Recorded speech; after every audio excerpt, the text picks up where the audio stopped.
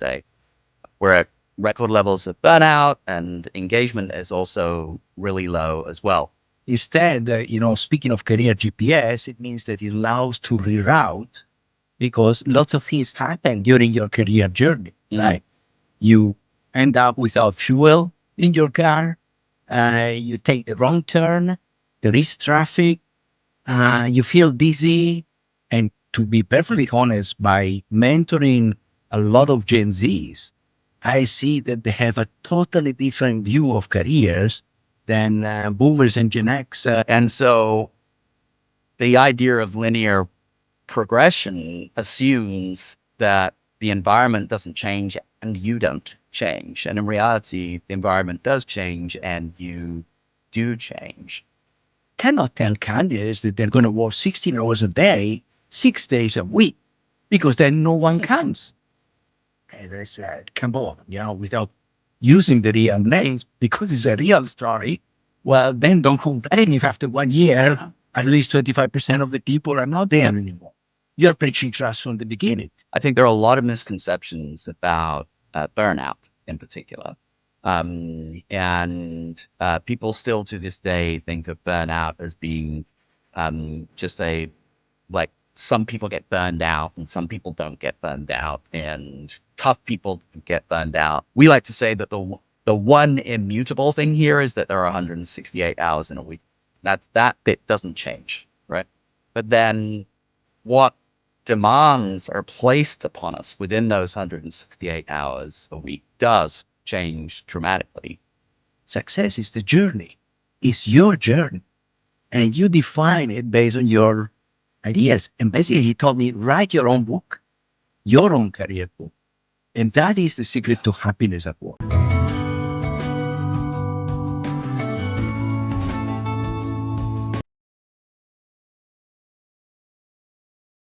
Hi there. If you've been following the podcast for a while, you'll know that we discuss how the experience of work is not great for many people today. We're at record levels of burnout, and engagement is also really low as well. Now, I love getting people on the podcast who don't just acknowledge that, but are actively doing something about it. And we've had one of those people on the podcast a couple of years back. And to be honest, I've been itching to get him back on ever since. Michele Volpi is with us. Hi, Michele. Hey, Paul, thanks for having me. Well, I'm just excited that I've got an excuse to get you back on because you've got a great new book out called The Career Remix. And you brought all of your experience from being a CEO of a major corporation, a life in mentoring, as well as being the founder of an organization, Talent Dev, that matched people to organizations based on real fit, not just a collection of job specific skills. We'll talk about that book today, but also what people can do if they're really serious in building a fulfilling career. So first off, congratulations on the book. I know it's literally just launched. So how are things going so far? Yeah, so far, I think that the most rewarding thing has been to get out because it's been a hell of a job. I realize why we need publishers in this world, and to self-publish is difficult. Thank God I had a lot of support from my mentees. And now is the time where people see it, buy it, read it, and hopefully give a good review. Yeah. Well, let me give you a good review right now. I'll tell you what I really like about it. It's not just anecdotes or observations, although those are certainly there, but it's practical tools. I would say absolutely read the book, but also read the appendices. And specifically, I was giving a lot of thought in terms of the people that we advise and mentor and so on as to who I really, really advise to read this. I personally think it's for people where something just feels off in their career, people that are actively looking for something, or just people that are kind of unsure of their next steps. And I know that you gave a lot of thought to people that were early in career, but there's definitely a lot to be gained for people that are mid-career or even later as well. In terms of the feedback that you've been getting from people, is that what you found? Yeah, look, originally the book was written for Gen Z and millennials. So more on the early side of the careers, even if that is more Gen Z, in terms of really career orientation, right? Complementing what career services and business schools and grad schools do or try to do. But then, what has come out, and that's also a reflection of what I've been doing, mentoring lots of people around the world, that the concepts of getting a fulfilling career present themselves at every step in our job life. And as you say, today I am mentoring 52, 55-year-old senior executives, and the concepts Hmm. are the same. Sometimes we spend a lot of time when we have to acquire a company at senior levels, but when it's time to do due diligence for a new job or a new employer, Hmm. we are not as thorough as that. And we put sometimes at stake not only ourselves, our health, our career, but also our families. And I think that being more intentional in terms of managing our life of work, since we spend a lot of time, is important. Yeah, we'll get into some of those themes today.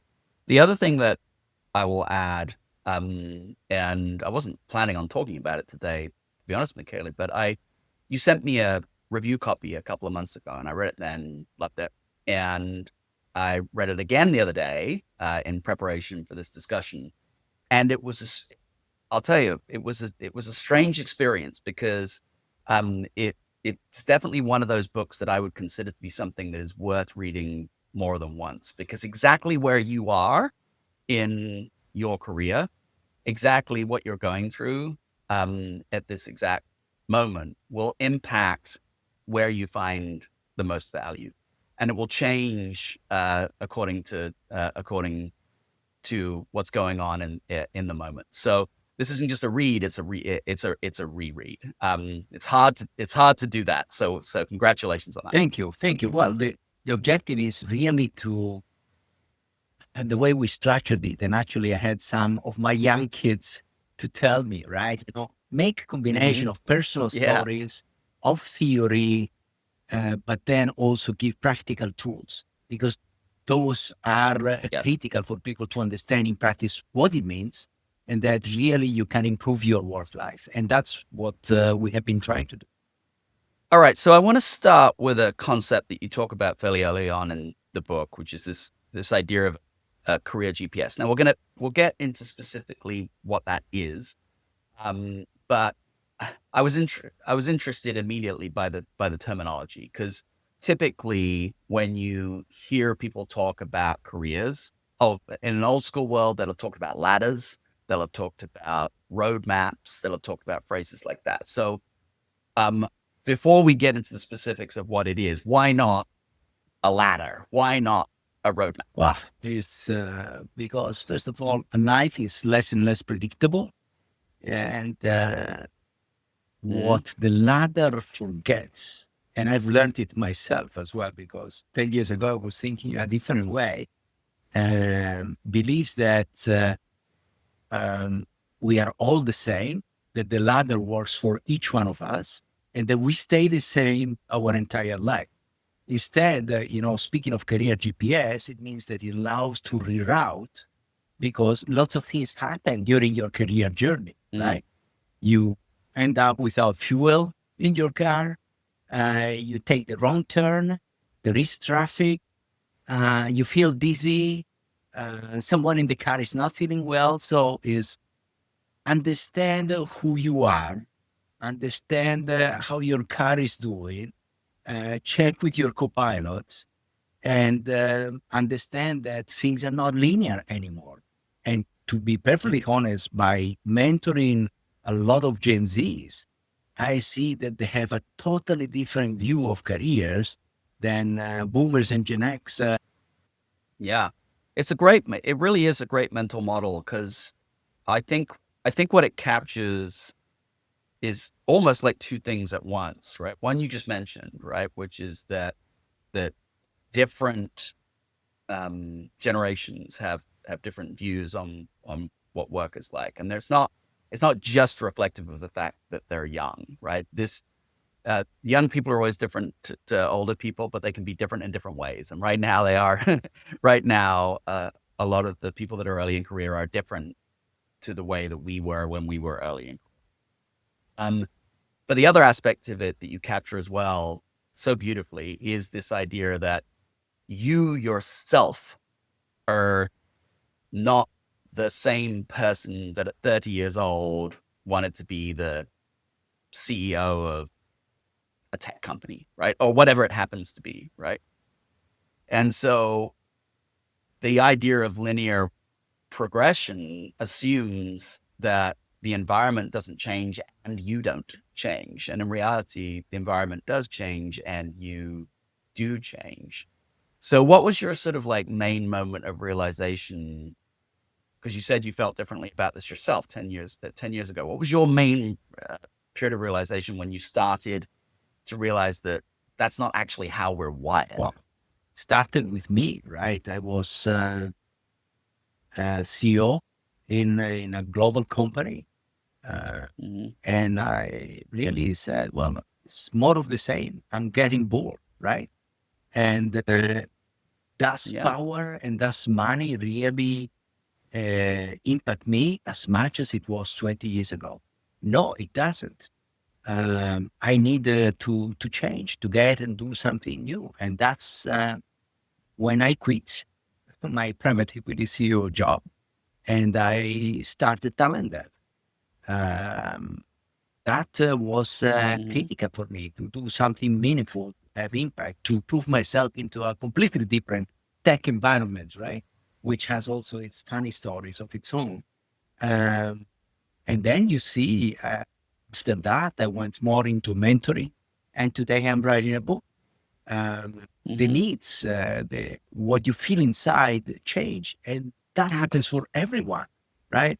Even when you're speaking about what you can do, the efforts you are ready for, which is one of the sides of my career triangle that I speak about in the, that's a really, Yeah, yeah, let's jump into that. Why don't you talk a little bit about what the career triangle is? Because I think that's a really useful foundational thing that we can yeah. follow, that What we can go the deeper first into. thing that the career triangle addresses is the the effort readiness aspect of the triangle, right?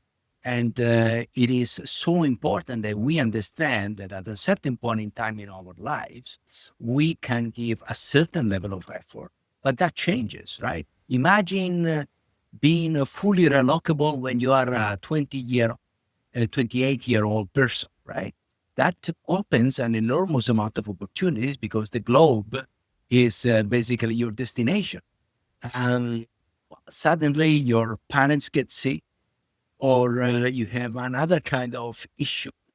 Uh, Mm, you are not fully relocable anymore. So you are not ready for that effort anymore, simply because you can't, right? In some of the cases, is because your preferences change. And it's very, very important that you always have in front of you your own personal spec. You adjust it and you understand what you're ready for and what you're not ready for anymore in terms of effort readiness. And that you understand the consequences of that, right? It means that if you may have more issues at finding certain kinds of jobs, therefore you have to reinvent yourself and compensate that with other kinds of efforts that you're ready. But ultimately, the point that I'm trying to make is that um, effort readiness is important and that you need to find the right employer, the right job, the right career that matches your spec. And that requires a thorough understanding not mhm. only of your personal spec, but also of the opportunity at hand. And that is one of the issues that we found through Talent Dare, because we were meeting with potential employers to do the matching. And one of these Yeah.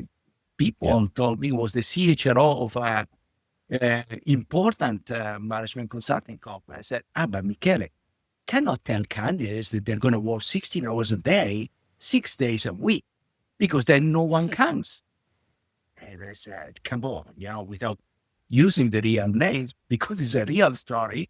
Well, then don't complain if after 1 year, Yeah. at least 25% of the people are not there anymore. you're preaching trust from the beginning. So the Yeah. point is, it's important that you understand your effort readiness, and that's in terms of that part of the career triangle, but also that you check on the other side when you join an organization or you join teams, right, in your own organization, is there alignment around that effort readiness? That is a key component of the matching that unfortunately today in the job market, there is still a hell of a lot of things that we have to do to improve that. So that's one of the side of the triangles, the effort readiness. The other one is the workplace preferences. What really brings the best Mhm. of yourself at work? What makes you thrive? We get into the remote work, the flexible work, the diversity of work, Yeah.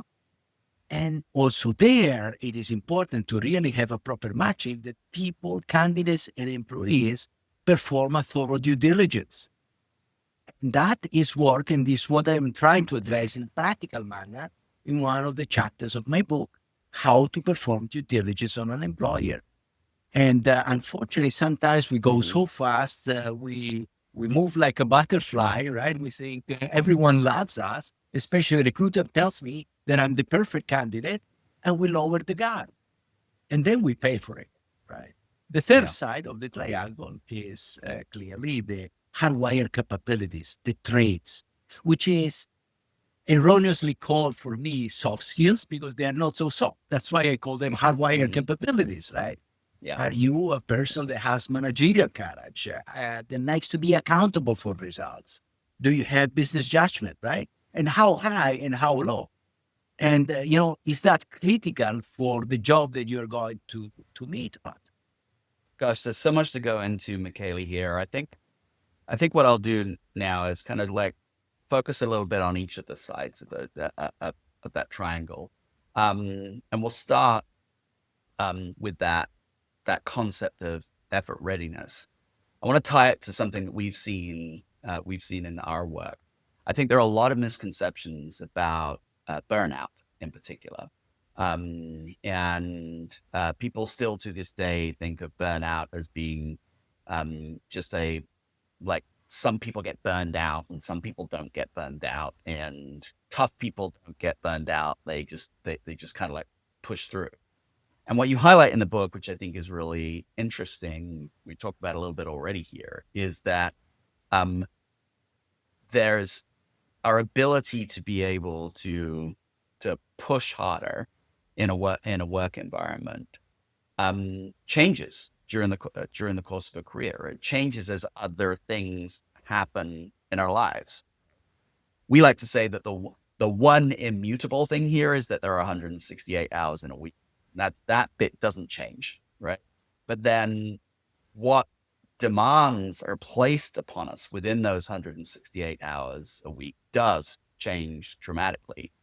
And how draining those other elements of our lives are changes dramatically, as does our ability to be able to adapt and adjust to those things. So the same human can be uh, can be ready to put an enormous amount of effort into work at a certain age, less able at a later age, and more able again at a at a later age. So these things fluctuate over time. What we've seen is that burnout happens really when those things are misaligned, where you're trying to where you're basically pulling on energy stores that are not there right now. And so that's why I love your concept of effort readiness, because there's no judgment associated with it. It's just simply saying this is where you are at this particular time, and you need a role that fits where you are at a particular time. Would I be right in saying that you've seen that exact thing happen in people that Yeah, you're mentoring? absolutely. And I can tell you that it's not just a numerical matter of how many hours or if you are ready to be Mm-hmm. relocated point. It's also a function of your motivation. That's why we say that when you are Absolutely. really motivated, right, all the sides of the triangle um, align and you find your holistic fit, then the job becomes effortless. Of course, it can be effortless, but then you have the other Mm, issues, right? You have a small kid at home, you have a disabled hmm person at home, someone to take care of, or you have other economic problems, and those are the constraints. The key is always to be thorough at self-assessing your personal spec, your career GPS, okay, and checking how it changes over time. Typically, if it doesn't feel good anymore, is you've lost motivation or there is a complete misalignment between your personal spec and what the job requires. Yeah. Okay, let's shift to this idea of the the fit to your workplace, the work environment, if you like. Because this is really interesting. And I think from the work you've done at Talent Dev, much of which is captured in your book, I thinking of your book as being almost like having you in my pocket, Michele. It's very, it's like having it's like having Michele as a mentor without the one-to-one connection with him. So it's terrific in that regard. And this is probably the area where I think you've really been able to draw really well on the work that you've done at Talent Dev. One of the great ways in which you illustrate this in the book is you take careers or you take choices that on the surface might seem relatively similar, and highlight the significant differences between them. Um, so take for example my world. I'm a startup founder. You compare and contrast being a startup founder with being, if you like, a independent business owner. I can't remember Indie business, the exact term you indie used, but business. yeah, indie, yeah, like an indie business owner.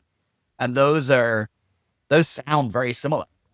They start small. You've got a lot of you theoretically have a bunch of independents. People tend to be drawn to them because of the flexibility associated with them. They recognize there's a bunch of hard work associated with them, but you highlight some critical differences between them, and you do similar things with that, and in also like early careers for high achievers, things like investment banking versus, for example, management consulting. So maybe take one of those examples and sort of show how, even though they appear similar on the surface, they're actually very different Yeah, from each well, other. we can use the first one you mentioned, right? Which is a Yeah. startup founder versus indie business or small business owner.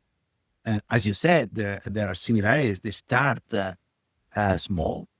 Um, Mhm. Startup is meant to be scalable business. So you start small, but always with the idea of becoming big and becoming big fast, right? And you understand Mhm. that you are going to discover things that it may get out of control. You're gonna focus a lot of time on fundraising, and you have specific metrics to hit to get to a certain level of valuation. Uh, but the key concept is start small with the real goal of becoming big and big fast. The indie business starts from really the idea of being an independent business, more of the boutique mentality, right? It's more balanced business, is one of its own, doesn't have this anxiety or need of size, right? Is hey, I just want to have a cool business that I like, that I also find my balance, and I don't need to go and scale it up and become a chain. So I can be a wonderful restaurant. It can be a wonderful hotel, right? Just speaking of service business, and I am not Yeah. building it to make a chain of its own. I just want to remain in my hometown, have fun there, cater to my customers, to maybe a fantastic brand, getting the customers, but I like to have always the same customers. So that is not a lesser business. And actually, this idea of the indie business, the first edition of the book was missing that. It was my Gen Z Yeah. mentees telling me, hey, Michele, actually, our generation is very interested in that because we are independent. We are not at the mercy of investors. Hmm. We are not at the mercy of corporations. And we set our own work. I think this is so important because this is an area I think where so many people, particularly mid-career professionals, um, make a make an error. And I would say, Michele, both you and I have something in common, which is that we've worked extensively in more than one country. So well, both of us in Europe. We can still call the UK Europe, can't we? So, so both of us Europe and both of us United States, and particularly here in the United States, what I will observe is that there is a tendency, or historically has been a tendency to upgrade certain types of career progression and downgrade other types of career progression. So, for example, in a world of, small businesses becoming, determining whether a small business in quotes is a startup or whether a small business is an indie business, right? Because every startup starts as a small business. In the in that world, the idea of having something that can be the next unicorn is lauded versus the idea of having something that is more of an indie business is sort of seen of as a lack of ambition of some sort. But ambition can flourish in many ways, right? If you run a restaurant, maybe your ambition is to be the best restaurant in the country, and that might be one restaurant, right? So you can still have extraordinary ambition. The ambition just looks slightly different. And we see this same thing, and I've seen the same thing in people that I've mentored that are kind of like mid-career, and they have a bad case of what I call top job itis, which basically means that they think of their entire life as a progression towards the idea of being the CEO of something. And until they've reached that point, they haven't succeeded because they're capable enough and they have the ability to be able to do that kind of stuff. So why not?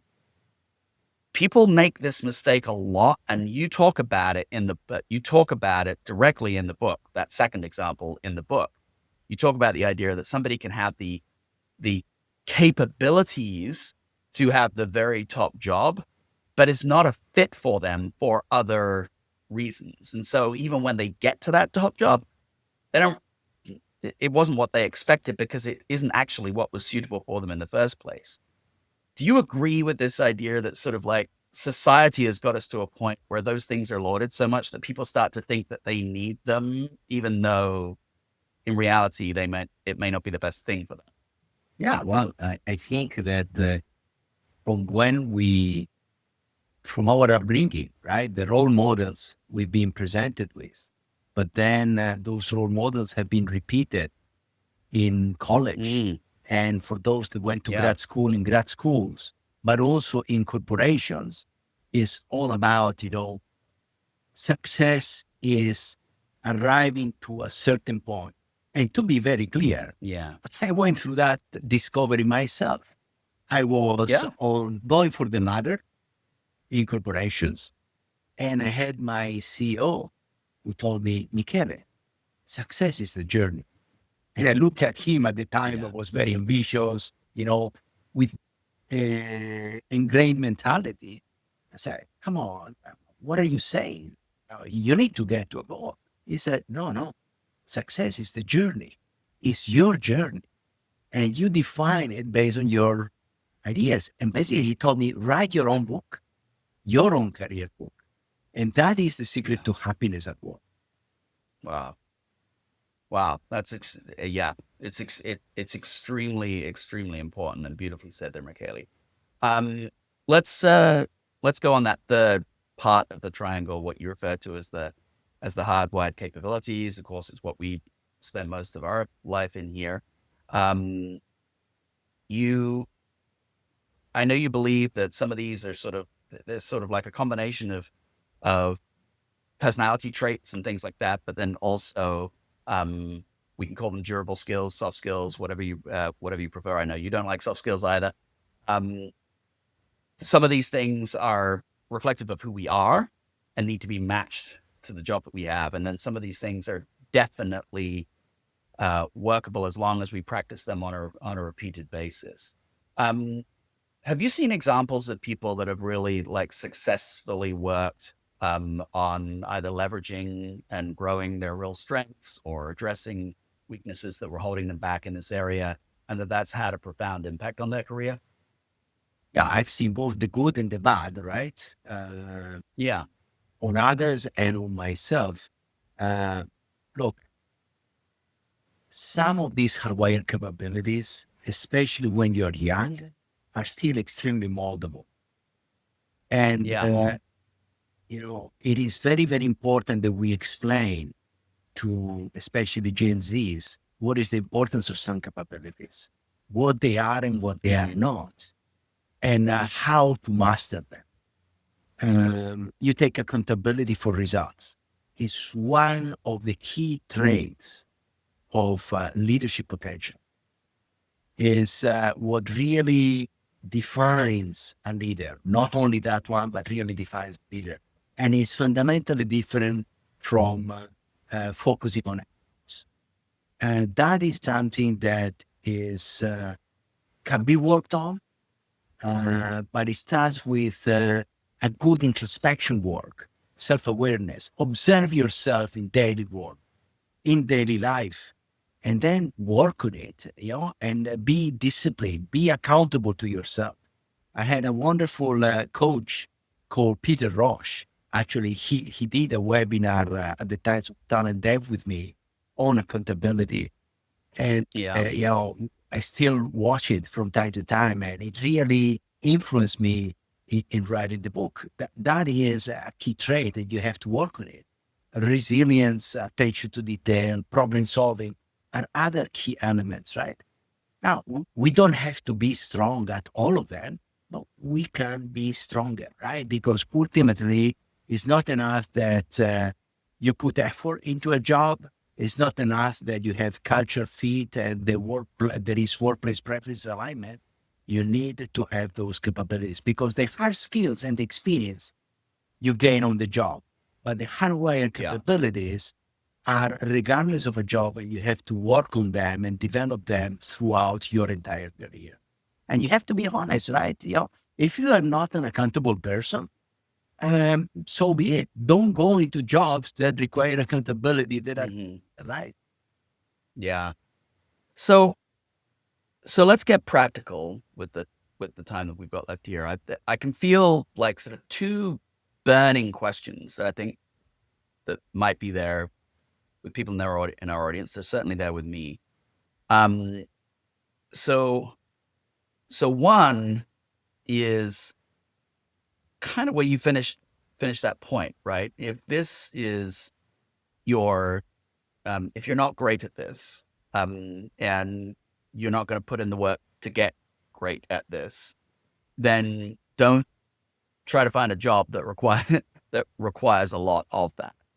Um, I guess the question would be, particularly in the world in which we sit right now, there's a lot of people that are looking for jobs right now. And I don't know what the situation is like where you are right now, but certainly in the United States, there's a lot of evidence that people are actively looking for work because they are underemployed and they're not really reporting that, or they're even unemployed and not really reporting that. We've developed a culture where the idea of being unemployed is considered to be um, a socially negative indicator, and so a lot of people are not necessarily reporting their current status, and so a lot of those people are kind of like desperate, and so some of this stuff feels a bit first world problemy. But I'd like you to talk about what the medium term impacts are of doing work where there isn't, where this fit isn't there. what happens to a career trajectory when somebody is just like attempting to do a job that they don't enjoy, they're not particularly good at, and they never will be? Well, chances are that your journey will not be successful and you will not Mm-hmm. be happy. Uh, and therefore, my suggestion is that instead of retrofitting yourself to a job, which means, like unfortunately many people, in some cases, because clearly they are desperate, they need a job, Mm-hmm. they try to align their resume to the requirements of a job and they try to make themselves fit to it, discovering later on that there is no fit. And then being Yeah. frustrated or being fired or even not even starting, not being hired. My suggestion is instead of going with a shotgun approach and saying yes to everything just because you're desperate, use your desperation and your drive to make time to really look for jobs that you know they're going to fit. So spend some time to set your own spec and say, what is really the best fit for me, right? In terms of career, employer, and job that fits my spec. And then go in the hunt for employees and jobs that fit your spec. And, people struggle with dedicating time to this. They just go, I need to send out 1,000 resumes out there. Send less, send the right ones to the right target. That is also performing due diligence on employers. And sometimes really do lateral thinking. Look at the book, at all the careers that are out there. We were just discussing the indie business. Have you Yeah. seriously considered that? You may be the master of your own destiny, doing what you like with the people that you like on your terms. Consider Yeah. that. Yeah. This is, I think this is the heart of the practicality that is at the center of your book. In a way, there's actually kind of a lot of hope in it, precisely because it's realistic, and precisely because it's saying, this is the world in which you sit. You even talk about the idea that it, you don't use this exact term, but it's like even if there isn't perfect fit, it's better to get some fit than no than no fit. And Yeah, these it's are the better things that you two can sides of look the at. triangle than none, right? The Yeah, key thing precisely. is, yeah, and first of all, define what is your personal spec. And then, of course, Yeah. the perfect world doesn't exist, but be proactive in terms of looking for something that fits rather than, well, I found something, let's may alter, change my resume to fit for that because that's photoshopping yourself. It's not going to Yes. last for long. Yeah. And that proactiveness is a really important point. Like the idea that you could, so for example, if you're going to spend 8 hours a day looking for a job, it's how you spend that 8 hours, right? Because yes, you could apply for 1,000 jobs over over the course of 3 months, and that's a lot of work, right? But if you spend the same amount of work applying for 100 jobs that you're really suited for, you're as likely or more likely to get something. And when you do get something, it will fit better. So it's like how you direct it versus measuring, like using metrics that might feel good, but actually are not gonna help you medium term. And the book really helps people, I think, understand how to focus the effort that they need to make in order to get the career that they really need. Yeah, I think it's all about being more strategic, right? You don't need to Yeah. be a strategist, a theorist, but be a bit more strategic, right? It's small steps that change the world and make you happy. Just think about you have just developed your spec. This is what you are looking for and why you are looking for that. Let your network, the network around you, know that. So they amplify your search. If instead you say, well, I'm just looking for a job, you're doing your own, people don't even know what you're looking for, they will bring you bad opportunities. Yeah. So be in control and target and ask everyone else around you to help you target in that direction. Don't get distracted by the wrong things. Michele, that's a great point to leave it there. Be more strategic about this. Use the mentor in your pocket that is Michele's book to help you accomplish exactly that. As I say, strongly recommend this to anybody who is really kind of thinking about their next steps in their career, where no matter where they are in it. And it's certainly given me a lot of food for thought. So thank you so much for that, and thank you for your time today, Michele. Well, thank you, and thank you to your team for organizing this. And if there are any questions, happy to help you because that's basically the mission we trying to make the future of work be a better world. Brilliant. Thank you, Michele, and thanks everyone for listening.